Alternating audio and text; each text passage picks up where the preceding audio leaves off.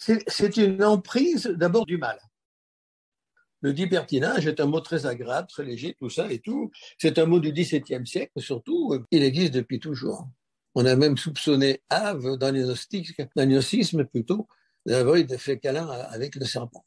Les gnostiques disent un peu n'importe quoi. Et ils sont nombreux. Dieu sait s'ils sont nombreux. Non, le libertinage, c'est quand même tromper l'autre. Hein. Oui. C'est coucher avec 3 hommes à la fois, 4 hommes à la fois, 5 filles à la fois, etc., etc. Bon, il y a un côté très agréable. Hein. Après, on se rend compte qu'effectivement, ce mot très léger cache derrière le diable.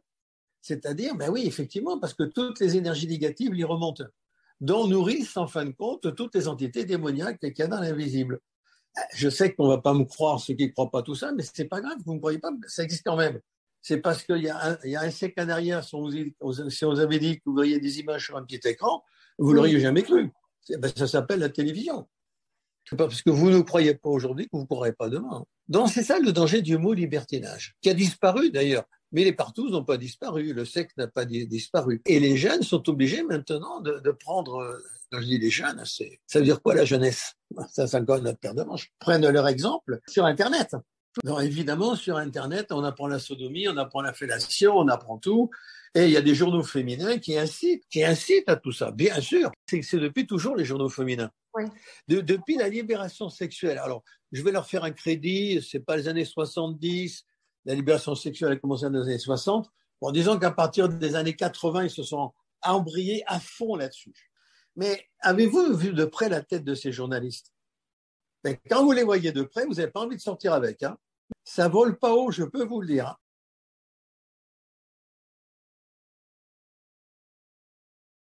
Oui, c'est un piège le coup du soir. On est attiré par un garçon, par une fille, bon, ouais, on tire un coup avec et on est content. Et le lendemain matin, est-ce qu'on est fier d'avoir la même fille à côté de soi ou le même mec?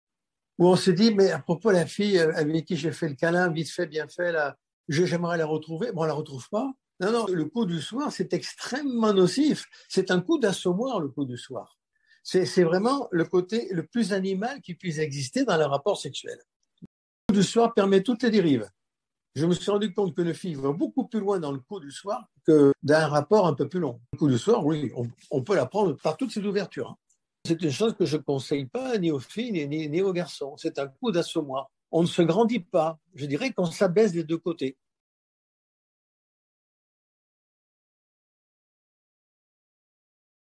J'ai vu un reportage avec, heureusement d'ailleurs, que des mini-secondes de photos et j'étais stupéfait parce que les petites filles et les petits garçons avaient entre 3 et 5 ans, 6 ans maximum. Et le gars, il en avait un millier chez lui, de toutes les nations, de toutes les couleurs de peau. Et il y a quelques mois, je crois, c'est un automne, il me semble, un automne 2021, un magistrat qui avait mis en vente ou en location sa fille de 12 ans. Les journaux en ont parlé. Mettons ça de côté. Il faut respecter les enfants quand même. Après, bon, de l'adolescence, c'est autre chose. Mais là, on parle de pédophilie. Les pédophilies, c'est quand même, c'est moins de 7 ans. Hein. C'est quand même affreux. Au-dessus de 7 ans, c'est affreux, quoi. Quel enfer il y a dans la tête des gens? C'est ça, quel enfer y a-t-il? Le corps ne peut pas avoir un attrait sexuel, c'est pas possible.